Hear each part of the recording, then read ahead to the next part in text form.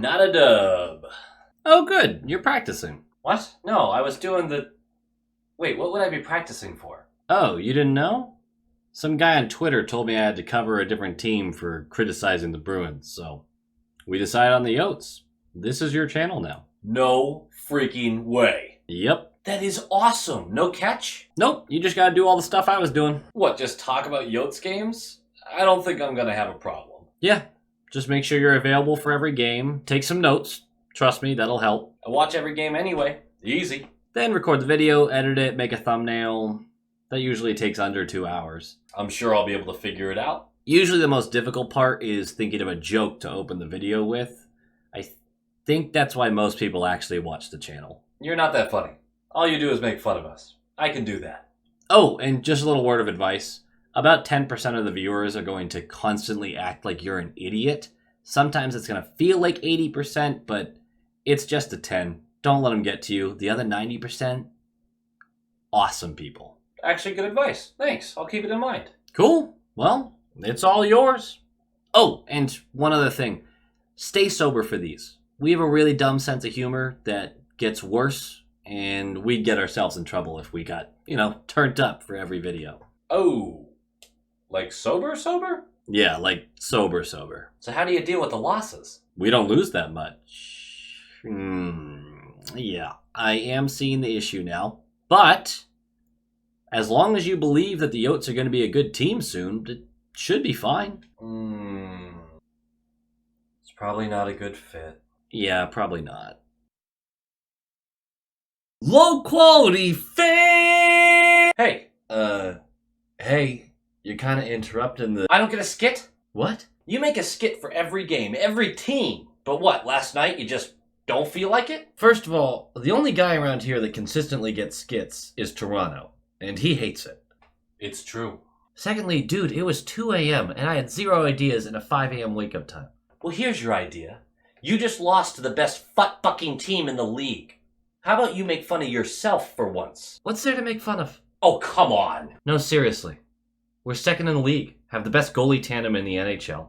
We have a top 5 defense, a top 5 power play, a top 3 penalty kill. We are 11th in goals for per game. We have a superstar winger, a true number 1 elite right-handed defenseman, and 3 rookies in the lineup consistently playing big minutes. Yeah, but... And you know what? Let's take this a step further. Last year we broke an unbreakable record and then lost in the first round after being 3-1 up in the series. We went from the peak of the NHL to a laughingstock in just about 8 days. We lost 2 franchise pillars and a metric shit ton of talent surrounding them in the offseason, and then had to play Moneyball with the rest of free agency, stealing anybody we thought could offer more than what they were supposed to do on the bargain bin. Okay, man, but... And what happened next?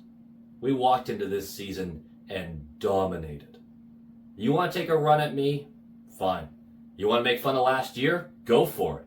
You want to come for the fan base? Hey, me too. But if you want to make fun of this year's Boston Bruins, I'm going to ask you again. What is there to make fun of?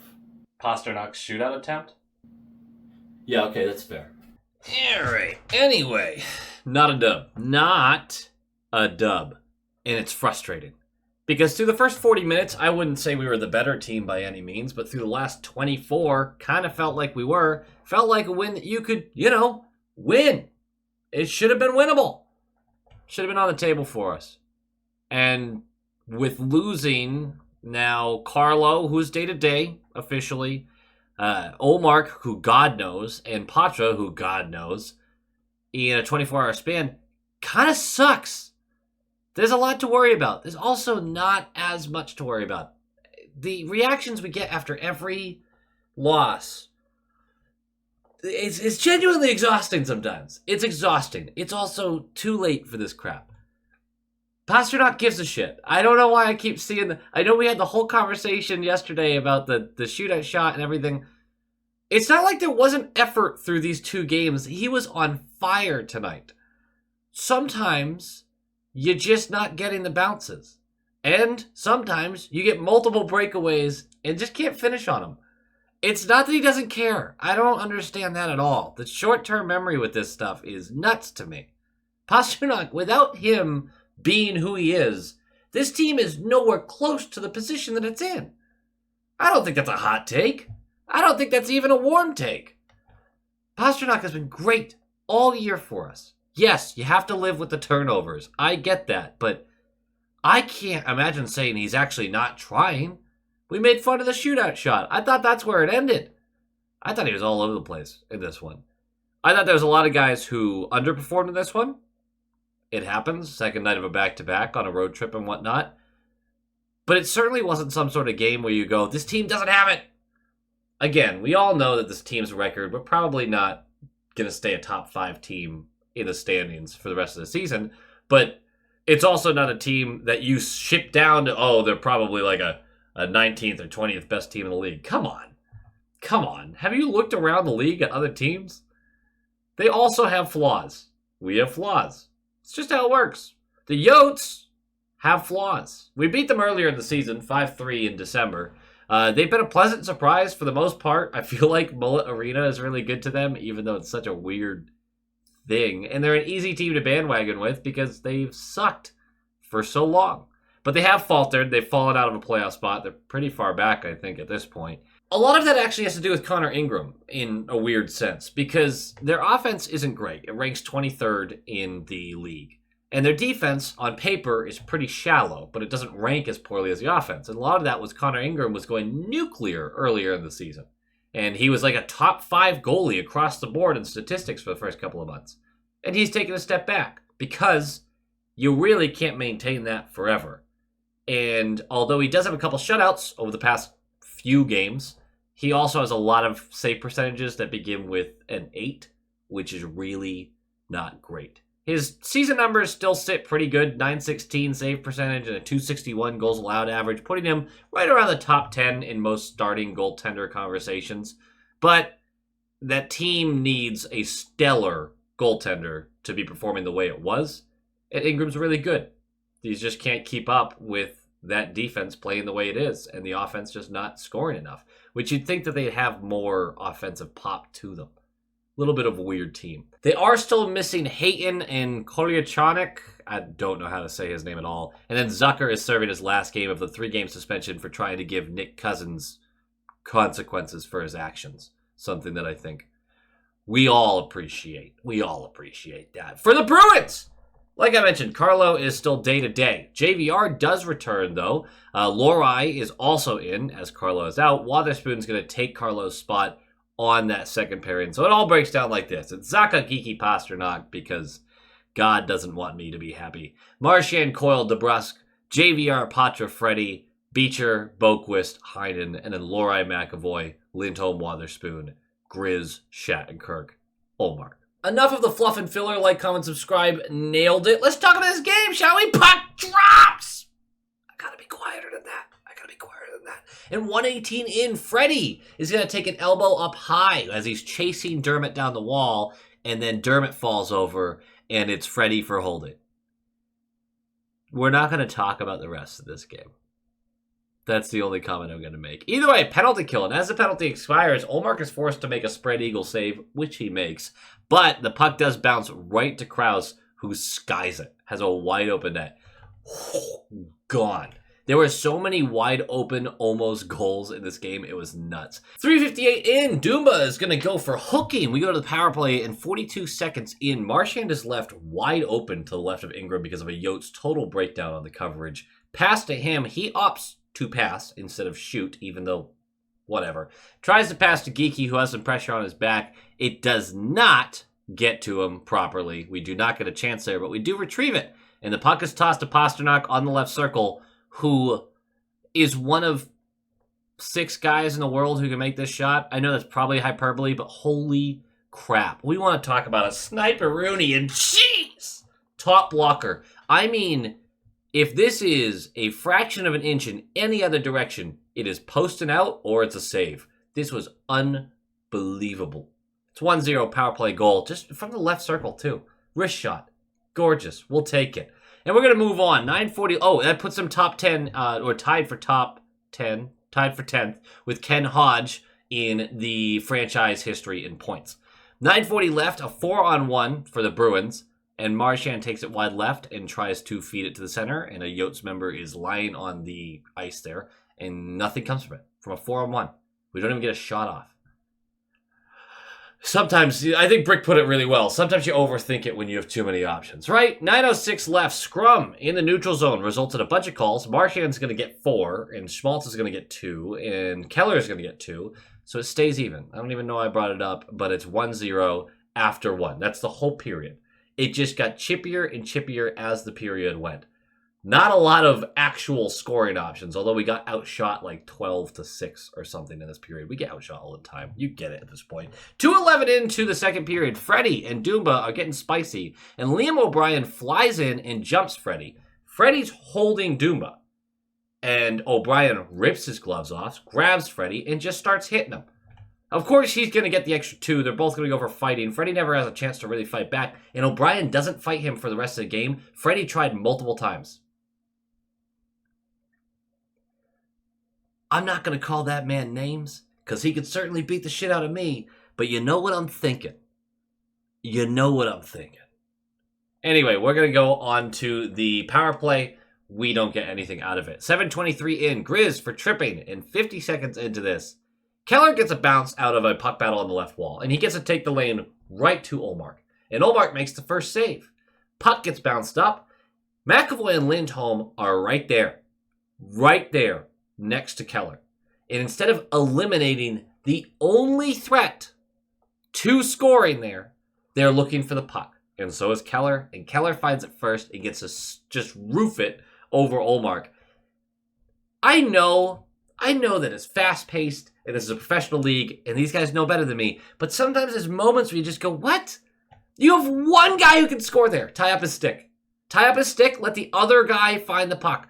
It won't go in if you prevent the one guy. I don't get it. Either way, power play goal for them. It's 1-1. And then 50 seconds later, the fourth line's just getting the puck up ice. That's all they're doing. Boquist on the right side. It's a 3-on-3. And then the other two, I believe it's Beecher, who goes straight to the net, and Boquist is going to cut in, just go right around the blue line, start to eke towards the top of the slot, and as he's perpendicular with Ingram, he's just going to hammer this. It's not even going to be anything special other than the fact it's a sniper-rooney and cheese! Couple sniper-rooney and cheeses in this one. High blocker. Beats him cleanly. And it's 2-1. Ingram probably wants it back, but that's a hell of a shot, and it might be a little bit of a moving screen on it. First of the season for Boquist, first as a Bruin.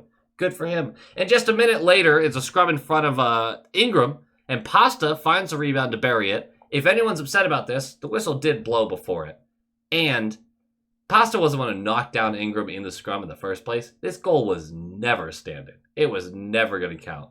It stays 2-1. With 3:30 left, Bruins are really getting pushed. They really turned it on us, and Ole is bailing us out left and right. But that could only last so long. And Boston, on a line change, they finally got it out to the neutral zone, but we turn it over immediately up there. And it's light coverage because of the line change, so they get right back into our zone. And from the left point, it's going to get quickly flung to Gunther in the slot. Gunther? What a great name. And he has a hell of a shot, too. He picks high blocker. It's 2-2.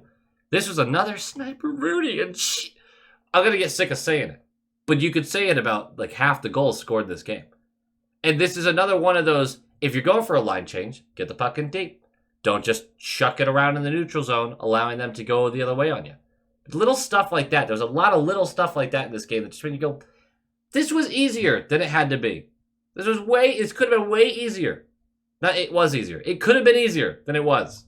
You know what I'm saying. And the third period starts, and this is basically spelling the end of Lorai's night. Not exactly, but we're going to talk about this. 52 seconds in, Lorai trips while handling the puck on the blue line. Again, he's the last guy back. He's trying to make a play. I've said it before. I don't hate if it's a 1v1 and you attack your man and you try to go around him. I hate when you try to go against multiple guys and you're the last guy back. If you're the last guy back, you shouldn't be trying that anyway. But he tripped. It's a bad play. It looks bad. You're supposed to tell the guy not to trip. He should have got the puck around the boards. He shouldn't try this ambitious play when you're the last guy back. It was a mistake. I agree. But the way he got crushed for this, and the way I saw people react to this, he tripped. What are you supposed to say? It happens. Either way, they're going to walk down. It's a full breakaway for Kraus. He gets denied by Olmark because Olmark was so brilliant in this game. But Michelli is there to clean it up. It's a 3-2 lead for them. No one was getting there faster because the way everyone had been turned, when Loride trips, it's it. Like that, multiple guys are going to beat the play to Olmark before any Bruin gets there. Tough way to start the third, but it gets tougher. 20 seconds later, Patra lays a hit and then gets up gingerly from it, holding his shoulder. He's going to go down the tunnel. It's already been announced it's an upper body injury, and Monty has no idea how long he's out for. We're not sure of the severity yet. 3:13 in. Kraus is going to play the puck with a broken stick. I feel for him here. It's just instinct. It snaps. He's got the stick. He sees it snap. The puck's right there. He can't help it. Plays it, and it's a power play for us. And you talk about making him pay. Ugh, it's sad. I honestly, I'm glad we scored here, but I feel bad for Kraus because such an easy mistake to make. Either way, second unit gets set up in the second half of the power play. Couple of shots, couple of puck retrievals, but DeBrusk was just chilling in front of the net for most of this. But when the puck gets cycled up to the right point, DeBrusk, realizing that there's not a real lane to him for the shot, he scoots his way over to the right circle. And no defender goes with him because he kind of got lost in the shuffle as he was just standing still in front of Ingram. Pass to him, he turns towards the net, an absolute sniper-idiot chase! Short side, top glove, unbelievable shot, and it is 3-3 on the power play goal. The power play has been brilliant lately. It's been so good. And then 5:55 in, Dursey for high-sticking power play, no dice. No dice on that one. 8:31 left, Zaka for high-sticking, penalty kill. We kill it. And then 2:34 left, Marchand steals the puck in close. Tries to deke Ingram, loses control, but he'll shoot that puck right back into the crease where Pasta's waiting, and he hammers this on net. It's a big save by Ingram. Huge save by Ingram. And then the puck gets bounced over to Coyle, who's on Ingram's right, and he takes a swipe at it. Ingram knocks it down. And now Ingram's on his belly.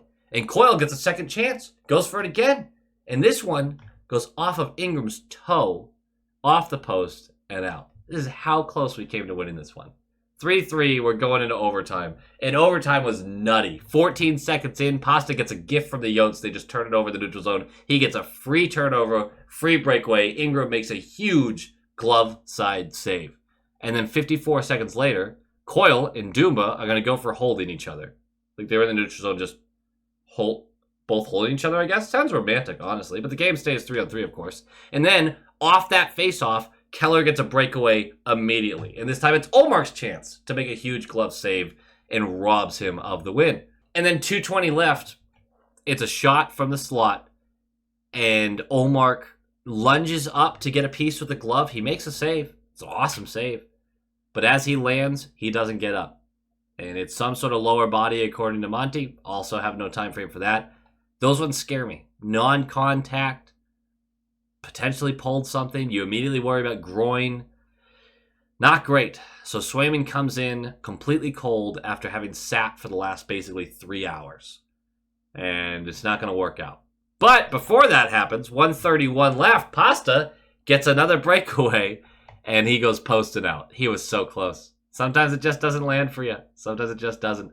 And with 55 seconds left, about 45 seconds after that, Kraus is going to get a lane on the left side to cut in on Swayman and goes far post and in. And that's your ball game. 4-3 overtime loss to the freaking Yotes. To the Yotes! Not great. But it's not the end of the world.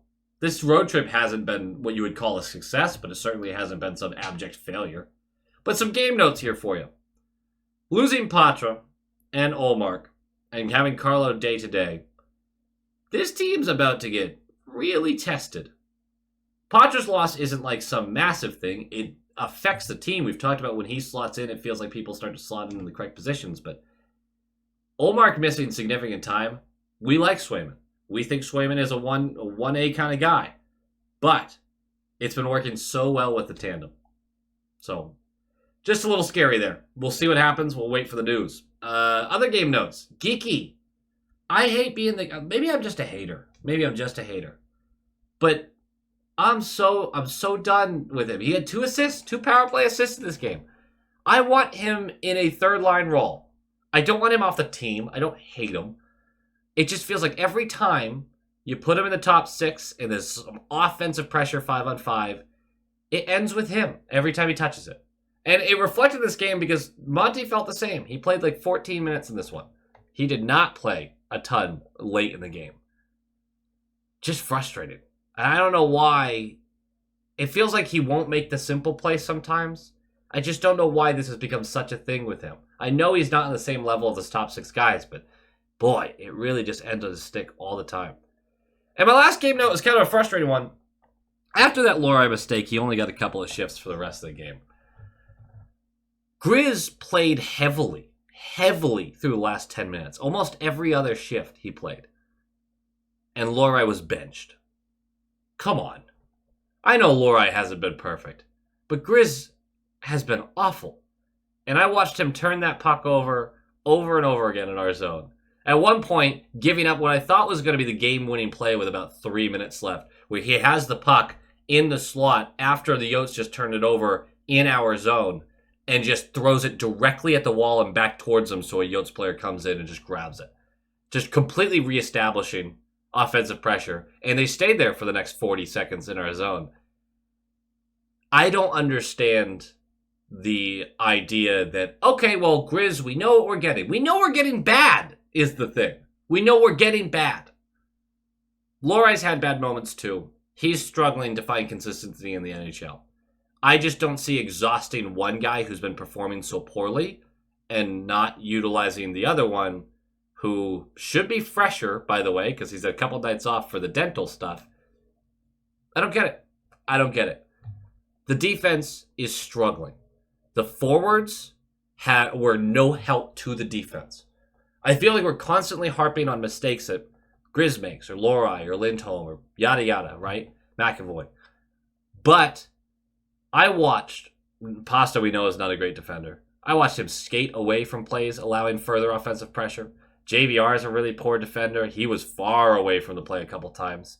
There was a handful of moments where the forwards completely left the two defensemen out on an island. At the end of the day, it becomes a numbers game. And you can look at the defensemen and go, man, why aren't you guys clearing these pucks out? Because they're outnumbered 6 feet in front of Ullmark because there's no forward in sight to help. I think that plays a bigger role in this than people are letting on.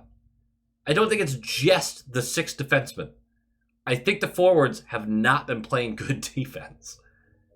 It's a whole different conversation. I'm sure we can get more in depth too. But don't panic. We lost a couple games in a row again. You don't love to see it, but we grabbed points out of them. We've got a chance to rebound against Vegas, which is a great team, but they've also been playing middling hockey since their early season hot streak. I say we can beat them. Go Bees. Go Bees! Thank you for watching, but of course, we've got to give a shout out to the low-quality YouTube channel members. Need a real name for that one of these days. Starting with the top line tier, the Atomic Lizard, Bradley Johnson, Aaron Adams, Coach D, Just Aaron, Han Slomo, Darren Woodbury, Micro Sausage, Brett Arney, Pincent, Justin Barnard, and Nick Zatrullo. You guys are studs. And then we have our Stallions, Abraxion, Hailey E. Coyote, Joel, Jacob Pratt, Jason Ozzy Bruin Connolly, Tupton Detashi, Jonathan Harvey, DeKingery, The Only Newts, A Tasty Snack, Doots42, Bruin Smash, and Jeremy. Absolute legends. Thank you guys so much for your support, and go Bees.